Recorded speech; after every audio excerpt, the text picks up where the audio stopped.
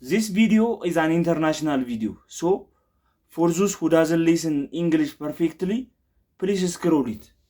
This video is not for you. This video is for those who listen English perfectly.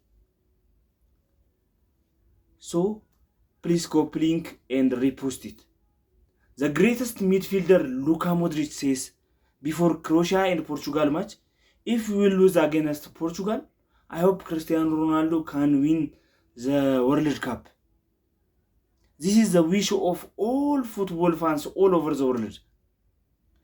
So ምንድነው መሰራው አንተ እዚህ ጋር እንግሊዘኛ አሰማ ምንድነው ዝም ብለህ ስልኩ ላይ ፈተምከረው እንግሊዘኛ ማሰማ ከሆነ ስክሮል አታረግም እንዴ ምን እንዳልኩ አልሰማም አሁን ኮሜንት ላይ ገብተህ ልታደርቀኝ ነው በእንግሊዘኛ ካልሆነ ኮሜንት ላይ እንዳትጽፉ በአማርኛ እየሰማው አይደለም ዛሬ ምን አይነት በየአይነት